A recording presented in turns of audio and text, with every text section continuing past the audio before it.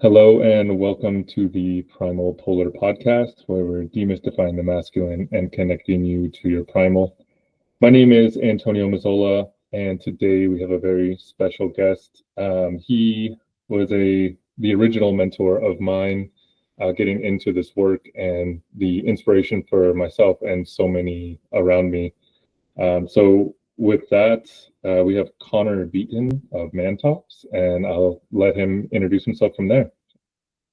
Well, thanks for having me, buddy. Just glad to sit with you for a while and chat and talk all things men. I don't have much to say outside of what you already said. I wrote a book called Men's Work, which is a good one that people like, and I got 2 kids. I'm married. Yeah. Awesome, man. Thank you. And yeah, get Men's Work. It's a good one. I really like the audiobook. I like listening to you. You've got a nice voice. Anyway, so I think maybe a good place to start, a good question to ask is, how did you get into this work, and like how did it start for you? Like what brought you to doing this? Yeah, I mean the sort of natural answer is I bottomed out. I hit rock bottom, and it took me to a place of self-discovery and reflection on how shit had gotten so bad in my life. And I think a couple other things led me to the work that I do. One, I grew up between 2 families. So my parents got divorced when I was 3, and they remarried other people. And then they both had a daughter, and they both had a son with these other people. And so I bounced back and forth between 2 families. And what that did to me as a kid was made me acutely aware of differences between people and observant of people. Like, I spent my whole childhood just being like, why does mom do that and stepmom does that? Why does dad do that and stepdad does that? Why are my sisters so different? And so I think I was really immersed in human behavior, and I was really interested in people growing up, and like why people did the things that they did. And so it was borderline obnoxious to me when my life fell apart and I didn't know why. And everything was sort of a disaster, and I knew that was going to happen. But it kind of initiated me into a deeper level of understanding towards myself. So I bottomed out, and then I had a mentor in my life who was in his 70s, who kind of took me underneath his wing for a few years, and taught me about Jungian psychology and Zen Buddhism, and a bunch of different modalities that he had studied in. And I just sort of learned the tools of what later on in life would help me to begin building my business. Awesome, man. Yeah. So you do Man Talks, and what did that start as? Like, what was your initial vision when you got into it? Yeah, I mean, the initial vision was an event series where guys came out and told their life story in like 20 minutes and shared the defining moments of their life. And we would have different themes. And the notion there was that, we were going to pass on some wisdom from men, because we seem to learn as men a lot through our failures, through our challenges. And in some ways, it was an effort for me to try and make sense of, again, how I got to where I got. And this was probably like 2.5 years after no, more than that. It was like 3 years after I bottomed out. And so there's a good amount of time between, bottoming out and starting Man Talks.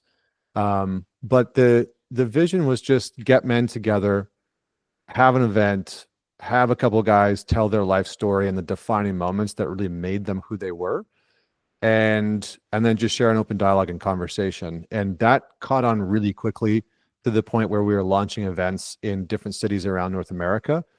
And I started in Vancouver, and we started to have 250, 300 people, 400 people coming out every single month for these events. And I had them open to men and women. So it was interesting because women wanted to learn from, listen to men, understand men. They were sort of curious about this Man Talks thing. And then what I very quickly realized through the events was that men needed a lot deeper, more direct support than this sort of open mic conversation that was happening. I mean, it was more curated than open mic, but you get the point. I understand. Well, yeah. Um, so that brings up a question. What was your relationship with men, like let's say prior to bottoming out? I don't know how old you were when you hit the bottom, but let's say just growing up, like did you like I know I identified better with women just because I was raised by my mom, so that was what was more comfortable to me. But I'm just curious if you had any kind of um, like group of dudes you hung out with, or beyond, beyond dick jokes, did you have any kind of like support with your buddies or anything like that, at any point? Yeah, I mean, I grew up in like central northern Alberta in Canada, and so it was Mhm. like a lot of jock culture, hockey. I call it the Texas of Canada, right? It's like lots of guns, lots of Yeah. cattle, lots of oil, but it's minus 30 in the winter and lots of snow. Um, you know, I think a couple of things. One, my grandfather really had a big impact on my life. Mhm. He I didn't have a really close relationship with my dad. My stepdad and I were always at war and really did not get along, even though he was probably my primary parent. He coached my hockey team. He'd take me to hockey all the time. And so we spent a lot of time together, but we really did not really like each other. So there was kind of this animosity between the two of us. And then my buddies, I had some really close friends growing up, but when shit hit the fan, when stuff was going on in my life, it's not like I was ever talking to them about that. Mhm. When I was dealing with alcohol problems or, infidelity issues, like nobody knew about any of those things. If I was struggling mentally or emotionally, nobody knew about any of those things. Um, my grandfather really had an impact on me though when I was young because he he was sort of this wild masculine character. Like if you've ever read Iron John, he was kind of this embodiment of Iron John, but he was this, 6'2", wiry, lean, muscular old man with like piercing blue eyes who I remember staying at my grandparents' house when I was a little boy, and I'd come out in the morning. If my grandfather was up before me, he'd be drinking his coffee in his underwear, standing by the window doing calf raises at like 6 o'clock in the morning. And this dude's like in his late 70s and 80s, and he was just he was wild. Like he was completely untamed. And he would tell me stories like mythical adventures of animals when I was a kid and taught me how to mow a lawn and how a lawnmower engine worked and how the engine in your car worked and those types of things, and that kind of imprinted on me. But it really wasn't until the mentor showed up in my life. His name was Bernard. Later on in life, and he was in my life before I bottomed out, Mhm. and he was a vocal coach for me and had a really big impact on my life. And then I bottomed out, and then he, sort of, I was like a rescue dog. He raised Rottweilers. Actually, part of what he did was raise Rottweilers. So I always would joke with him. I was like his rescue Rottweiler, this like stray dog off the streets. I love that. But he took me underneath his wing, and then it wasn't until I started to open up about some of the struggles that I had been going through with other men that were already in my life that I'd gone through university with, Mhm. and was pretty transparent about like, hey, I've really actually been struggling, and here's what's been going on behind the scenes that I haven't been talking about, that my relationships with the men in my life started to really change because they would meet me there. I would be honest about how I was struggling, and some of them didn't have the access to really go deep into what they were going through. But what I started to get met with was the guys' relationships that they had always talked about being perfect, being flawed or infidelity or financial duress or emotional challenges or, depression or whatever it was that had never been a part of our friendship. So it was almost like my transparency kind of cut the bullshit out of the way in the relationship, cut the fat away, and Yeah. they could show up in that way. So yeah.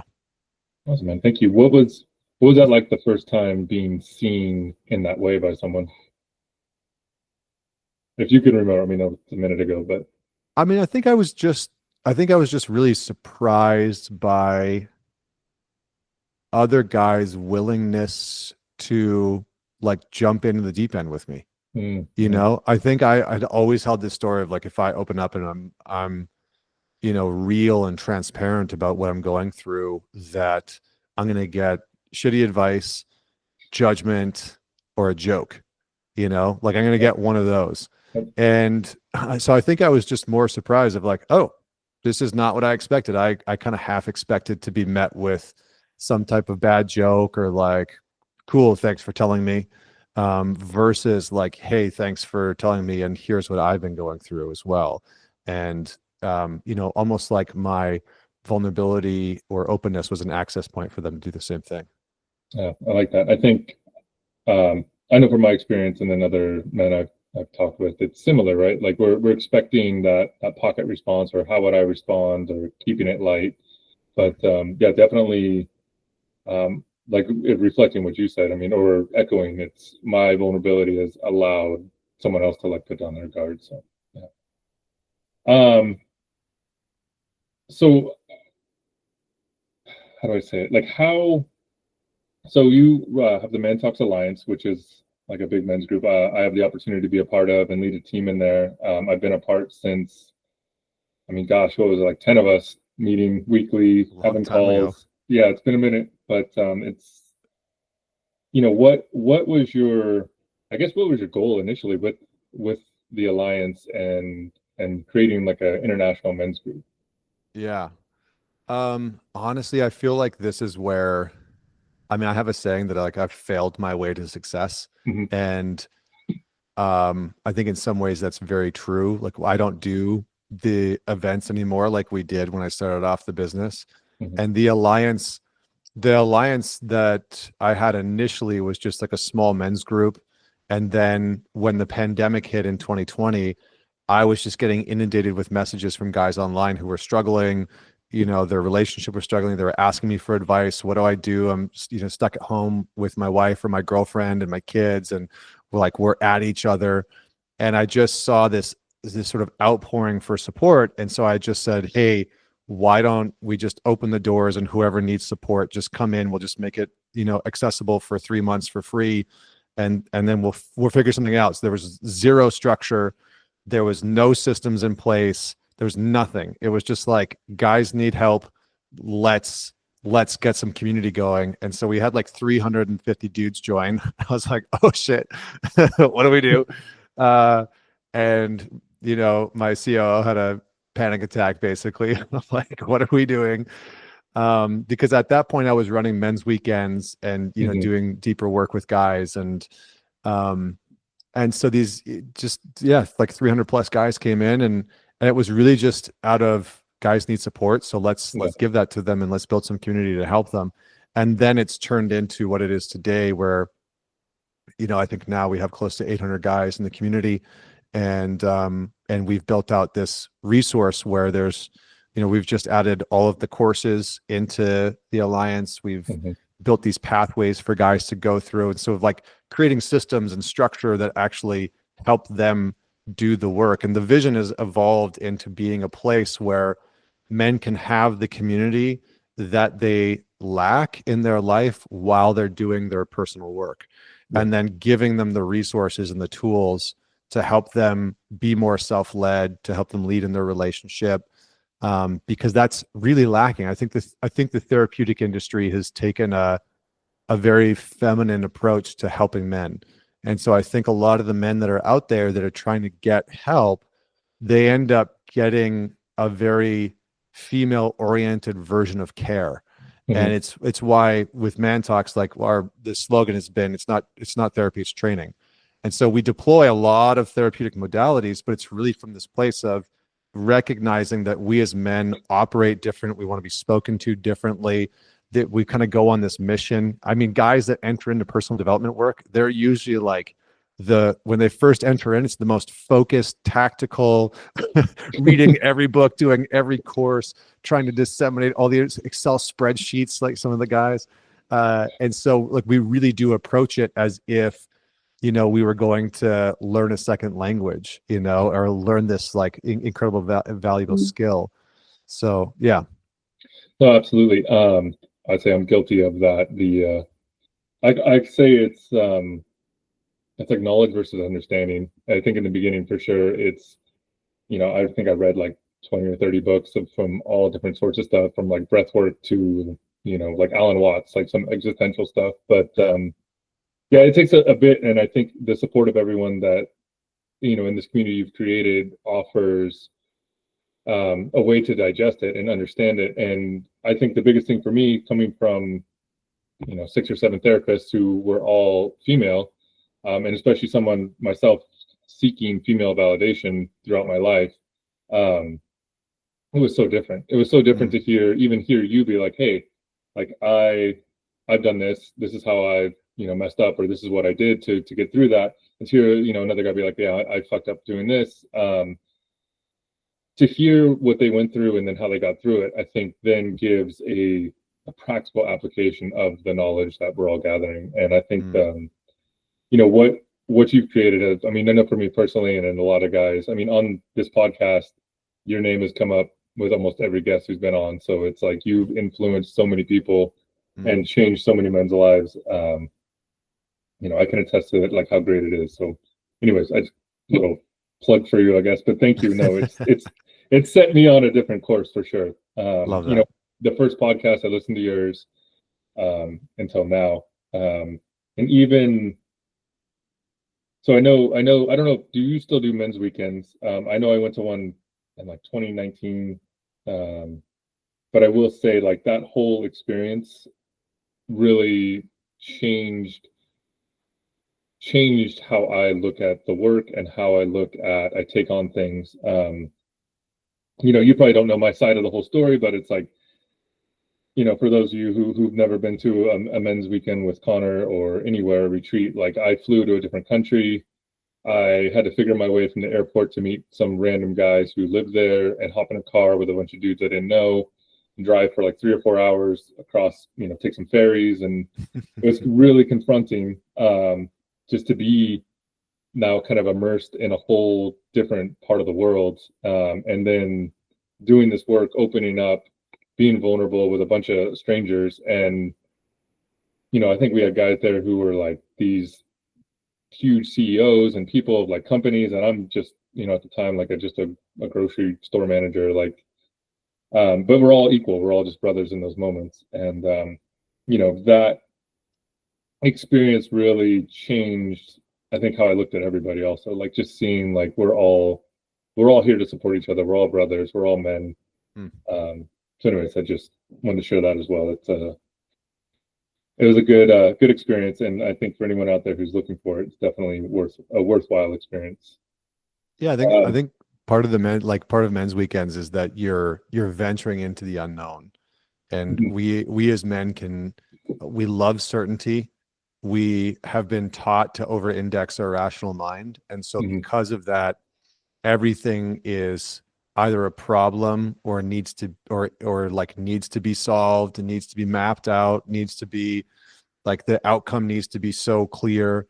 And there's not a lot of room in most men's lives for the uncertain and the unknown, which is an instrumental part of our development as men. Like, you have to be willing to tolerate the unknown. And a lot of men's lives are really suffering because they have no capacity for the unknown. And anytime unknown shows up in their life, they fucking fall apart. Yeah. That's when they turn to porn and the booze and the weed and all the shitty behaviors, because the unknown is so confronting to them that they can't just sit with it and say, okay, I don't need to solve this. It doesn't need to be a problem. I'm just going to be with this unknown thing. And men's weekends, I mean, I don't know about all of them, but I think the majority of them, there's an element of being with the unknown and meeting the unknown and confronting it, and confronting what happens in you as a man when you venture into that unknown territory. Yeah, absolutely. I mean, it was super fucking uncomfortable for me. I know that, but I came out of there beaming, so it was amazing. All right, kind of a shift here, but a question, and this is something I've been curious about personally, just about you over the years, but was there a point when you were doing like man talks? Was there like someone you were interviewing, or was there somewhere you showed up where you're like, oh shit, like I am, I want to be better than people, but like you're somebody who has become recognized as an expert in this field. Like, is there a point where you can remember that happening? Mm.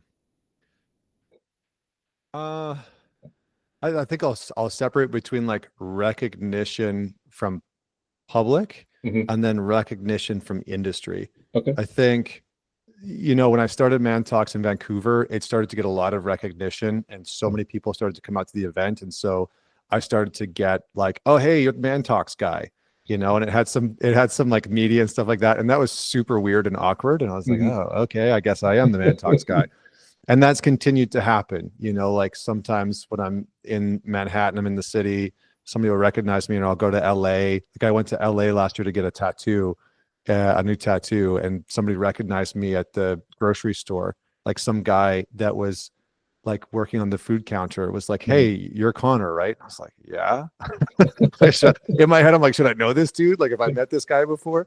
Uh, and he's like, oh, I love your podcast. I tuned into it, and you know, That's cool. and that was sort of interesting. I think the recognition, you know, I'm not a licensed therapist, and so I'm outside of the therapeutic industry. I Hmm. have trained with some exceptional therapists and psychologists, but it's just now that that recognition is starting to happen. So like in March, this is a really big thing for me personally. It feels like a big accomplishment.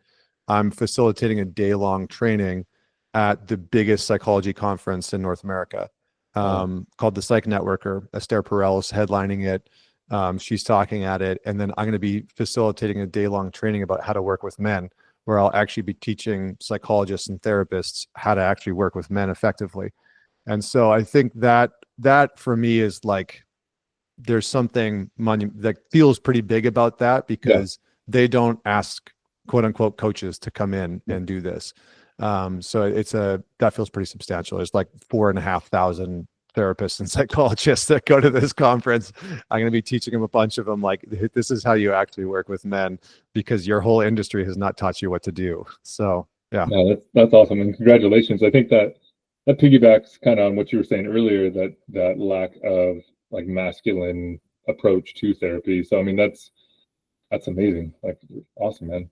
Yeah. Yeah. I mean, the therapeutic industry is like 74% of therapists are female. Hmm. And so there's just not an abundance of male therapists and psychologists to choose from and to work from. So yeah, should be interesting. Does it seem like overwhelming from this far out, or does it Nah. like you got this, no big deal? Yeah, I mean, well, because I started a training program last year called How to Work with Men, Remember that, yeah. and which I'm running again this year. And the guy that runs that conference signed up for it Mm. and like went through it. And he's a psychologist with 30 years experience. And he's like, I love what you taught. So come and teach it to the therapist. And I was like, holy shit. It's like, okay, cool. So, I mean, it's, you know, I do have a lot of prep work to do though. That still needs to happen. Awesome. That kind of leads me into my next question I want to ask about. What does validation look like for you now in your Mm. life? I mean, it's shifted a lot. I think I really had to build an internal framework of validation. Like I was your chronic nice guy, Hmm. needing women's validation constantly, not really having any type of internal validation. And so there's a couple of things that are really important. So now I'm like able to validate myself and recognize myself on the daily.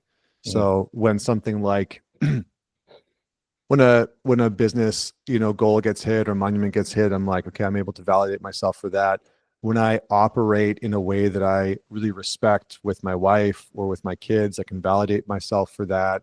So it's a lot of internal, you know, it's a lot of self-recognition, and then letting myself receive the genuine impact that my work has had on other people, which at first was really hard. Like it Hmm. felt so awkward and people would be like, your work has helped me, or it'd come out to a weekend and I'd get an email from them, or they'd call me and say like, this has really shifted how I interact with my wife or save my marriage or whatever it is. And that was really hard to receive at first. So now I genuinely take it in. And then I think the other validation is like, I don't know really how to say this part, but it's like the net is smaller. The net of people that I actually would really like validation from is so much smaller. It's like, it's my wife, it's the guys in my men's group, and then now that I have kids and I'm a father, there's validation through witnessing really positive behavior in them. So like the other day, my wife was talking to my son, and I've really been working on with my son, he's almost 4, to have a sense of like, I love myself. And so I think it was just actually, it was this morning, my wife was like, watch this. And I was like, okay. And she said to him, his name's Code. She said, Code, how do you feel about mommy? And he said, I love mommy. How do you feel about Stone, which is his sister? I love Stone. How do you feel about Daddy? I love Daddy. How do you feel about Code? I love Code. I love me. And I was like, boom. And so for me, that's validating, like seeing that type of stuff within my kids. I'm like, man, that's everything. So, yeah. So on that note with kids, obviously like my kids are now like 11 and 13, and I didn't start this work till they were, already a bit older. And so like I see a lot of the things I don't love about myself coming through in them that I've kind of imprinted on them. Have you noticed anything that like maybe it was a subconscious part of you that has come out through them? That like go ahead. Yeah, my son is like a spitting, like he looks like how I looked as a kid. He is a wild feral animal. Like he is a defiant, wild, playful, feral animal. And that is in me. I can be ruthless. I can be very defiant. I can be very stubborn. Like my wife and I have this ongoing thing that we're 2 stubborn hearts. And when my son was born, there was 3 stubborn hearts in the family. We'll see about my daughter. We're not sure yet. She seems pretty chill, actually. But I think the big thing is, when my son was born, after he was born, there was some hard things that were going on in my life and in our life. Pandemic was happening. We were building a house. We were displaced in a rental home where we didn't really have a lot of community around us. I was writing a book. My wife was writing a book. It was really like there was a lot happening. And I was going through a hard time personally. And I think there was moments, when he was older, when he was like 1 to 2, where as he started to talk and communicate and like push back on things, where I was definitely more short-tempered with him. Like I think I err on the stricter side as a parent. I'm not interested in just like the sort of like overly gentle parenting all the time. Like if my son doesn't listen, he goes to do a wall sit. It's like go sit against the wall. Because I want him. I'll never hit him. I'll never do anything physical to him. Like I don't personally believe in that. Maybe some people do, and that's all right. But I think I was a little overly strict with him when he was like 2. It's like he's 2 years old. But what I realized was I so desperately did not want my son to go through the same level of pain and dysfunction that I went through, that I really was like, you will be a good kid immediately. And I had this huge pressure I put on myself as a father to like, raise this exceptional prodigy of a son. And I realized that was not creating a lot of space for him. And so I started to see it, because he started to have this like, more pushback and like temper, and he was like super fiery. And I was like, man, what is this? And I was like, oh, that's me. I was like, that's me. So I think it's a lot of shifted behavior. Mhm. I've really adapted to just taking like immediate ownership, even with him as like a little kid. Just like sometimes if I'm short with him or um I just don't have patience for him, like Mhm. just apologize and like, I'm daddy's sorry, daddy doesn't have Yeah. patience right now. And he's like, it's okay, dad. Yeah. And so we've fostered this. I've developed this relationship with him where I know I'm not always going to get it right, but I will always apologize when I don't. Yeah. And he has started to embody that. And so there's been times where, as a 3-year-old, he's messed up and then come to me and apologized of his Mm, own accord, not like yeah. you need to apologize. Just he just comes to me and he's like, I'm sorry that I did X, Y, and Z. And it's like, okay, thanks, buddy. Yeah, that's So amazing. yeah, so there's hope. Do you find yourself like embracing that bit of feralness with him, like out in the wild a little bit? Oh yeah. Okay. Yeah, absolutely. I mean, I took him last year in June. He was 3 years and 3 months, and I took him camping for the first time. Awesome. And we like drove out to Maine and tented and fires, the whole thing, went kayaking, told stories under the stars about the god of thunder, and Oh, that's awesome. wrestled Mhm. outside and just like took his shirt off, shoes off, play in the dirt, like grab sticks, throw rocks. Uh, Quick aside, my wife was with us and she was pregnant with my daughter. And she was staying in a hotel because she's like, I'm not sleeping in a Yeah. tent. She was 8 months pregnant. But she's with us at the campsite, and we were right down by the ocean. And so we go down by the ocean. It's like this little private beach from the campsite. And my son and I are throwing rocks into the water and Mhm. just like yelling, like yelling, throwing rocks, and then laughing. He thinks it's hilarious. And I'm like, okay, I'm going to go work out with some boulders that are over there because I didn't have any weights with me. So I'm just going to like go lift some boulders, squats, and stuff like that. And I wasn't paying attention to him. I didn't think like I should tell him to stop throwing rocks. And so he picked up a rock that was too big for him and then dropped it on his head and Oh cut no. cut the back of his head open. And my wife's freaking out and he's bleeding all over the place. I was like, it's okay. Everybody's Just all right. right. Like there's no damage. He just cut his skin open.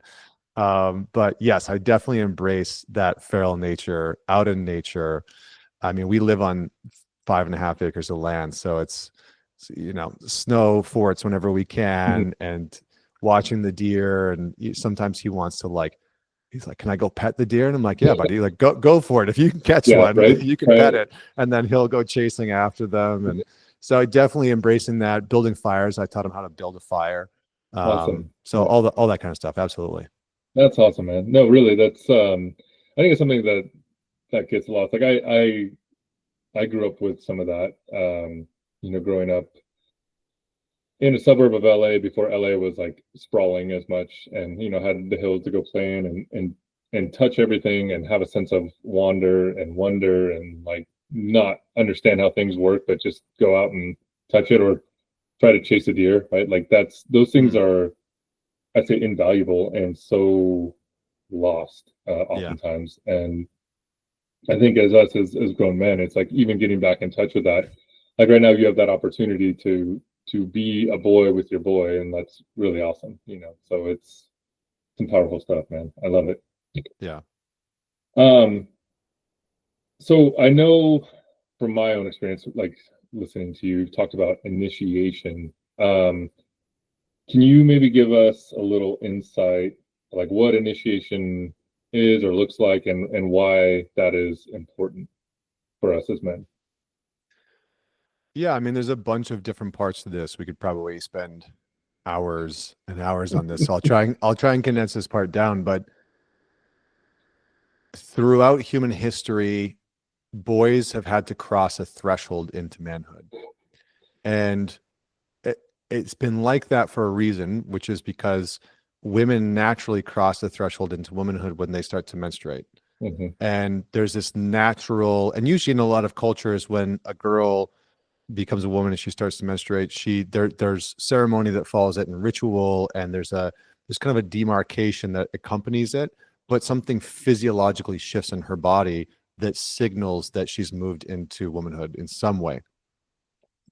Or for boys, that doesn't really happen. I mean, you can you get boners, but that's not really like this big monumental occasion, right? Like sitting on the school bus and you have a heart on. It's like that's not the moment where you're like, I'm a man, you know? So there's a couple key things that initiation is meant to really mark. Number one is what we were talking about before, which is it's meant to teach a boy how to be a man who knows how to deal with the unknown.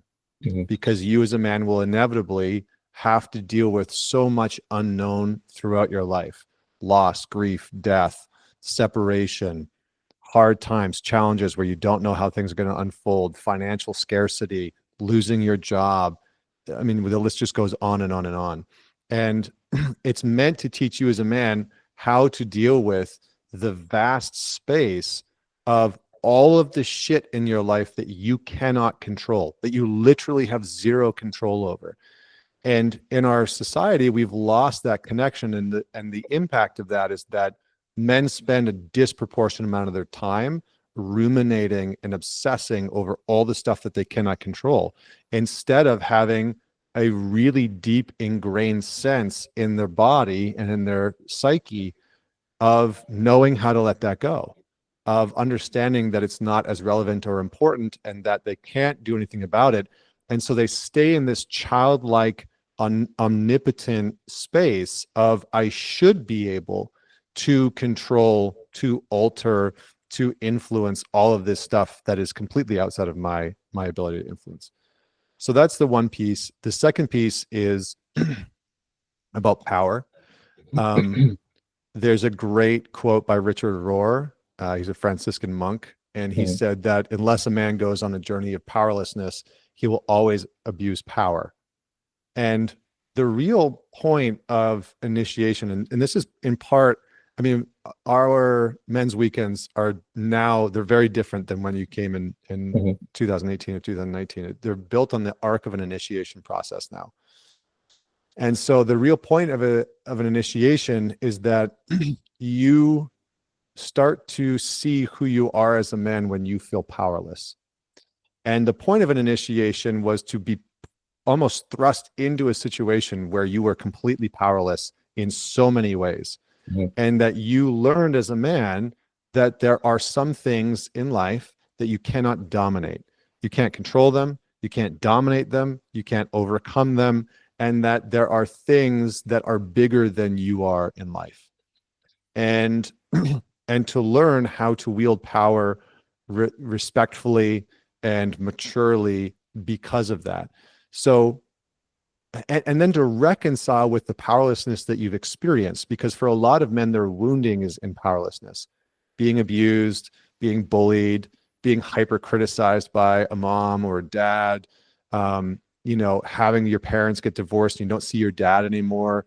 That sense of powerlessness when you are too young creates trauma, right? What's connected with trauma early on is a really big uncontained sense of powerlessness that was too big for you as a kid to psychologically make sense of, or emotionally or physically make sense of. And so initiation is meant to create this experience where you're powerless and you find a way to not accept it necessarily, but you find a way to be with it where you're not at odds with it, where you can kind of settle into a space of, I'm powerless in this moment and that's okay. And in doing that, you develop power and strength as a man, because you begin to see, here are the things that I can influence, here are the things that I can direct my energy towards, and here are the things that I can't dominate, I can't have complete dominion over. So I think you're going to chime in there. The question is that, like, would you say that's surrender, or is that something else? I think part of it is surrender. I think part of it is is faith. Mm-hmm. I think part of it is also, what's the word I'm looking for?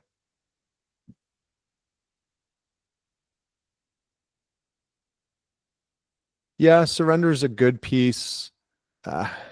There's a word that I'm trying to find that is just escaping my brain right now. So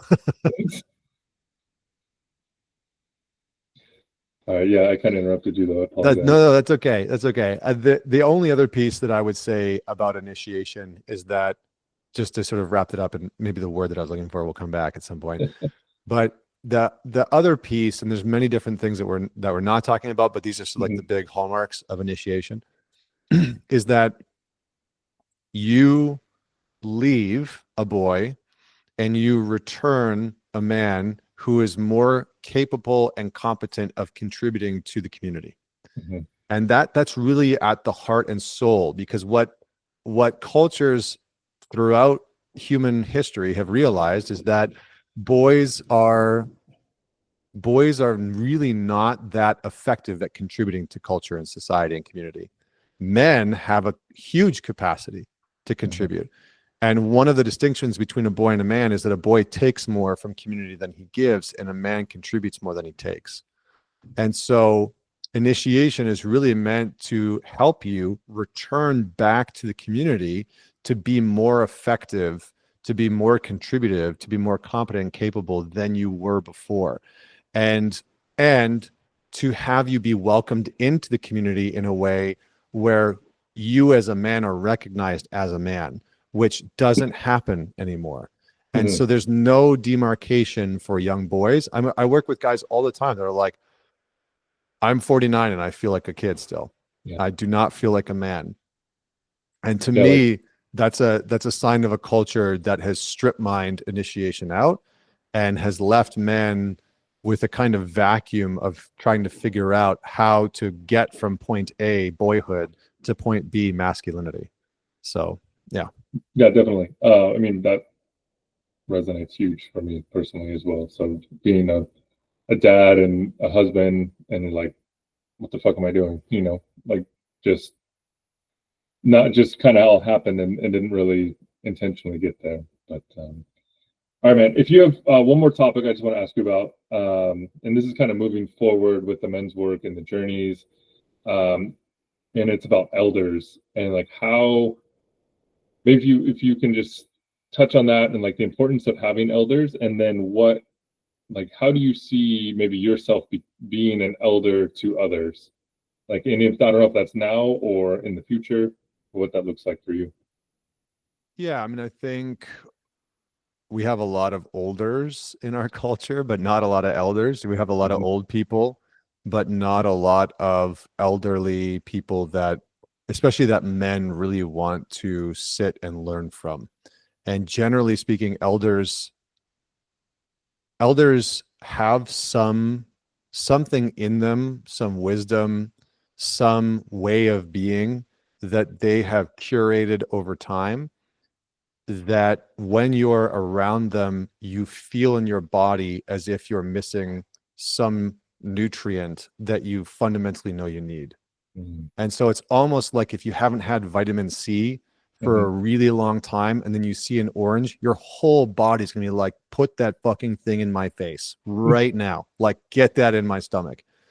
And so that's what's happening in our culture right now with elderhood. There's not, and even just male role models. I think that male role models have really come under attack, and it's become commonplace to really attack any type of possible male role model, because we have culturally outsourced defining men, defining what it means to be a good man, defining masculinity. We've outsourced that largely to women. And so it's a pin, a tail, and a donkey, depending on what type of woman you're asking, based on what she thinks she wants in a man. And then she'll tell you who she thinks are good role models for men. And we as men collectively have abandoned the notion of being able to collectively identify really good, healthy male role models and the elders that coincide with that. I think the other thing is that usually elders are not in the limelight. You know, they're not seeking to be in the front and center of some, you know, social media platform or whatever it is. And I don't think by any means I'm an elder right now. Mhm. I think, I hope that if, you know, in 30 years or 40 years, 30 years, that, you know, maybe 25, 30 years, that I'm somebody that can live in such a way that I develop that thing that other people are drawn to, you know. And Mhm. I'll give you an example. There's a man that I work with named Dewey Freeman. He's been a therapist for 40 years. He's become such a good friend of mine. My son calls him Grandpa Dewey. And, you know, he created his own attachment model. He's trained like 4,000 or 5,000 therapists over the last 40 years. Mhm. And when I'm around him, I'm like, that's an elder. That's Yeah. somebody that I trust. I respect his opinion. When I'm having a really hard time with something, I go to him. And I knew this is a good sign for an elder. I knew he was an elder because I found myself saying to some of the men in my life, I hope that when I am his age, I am able to embody what he embodies. The wisdom, the capacity for facilitation, the care that he embodies. He's just got that like big grandpa energy. So yeah, so hopefully one day. Awesome, man. No, thank you. Yeah, thank you very much. Yeah. So what if people want to find you, what's the best way they can find Connor and Man Talks and see what you're about? Just Man Talks everywhere. Man Talks on YouTube, Mhm. mantalks.com, Man Talks on Instagram. Those are the three places. You can check out Men's work, and everything else is on the website. Awesome. Well, from my own experience, I can't recommend enough. But thank you so much for being here today, Connor. And thank you all for tuning in. Be well.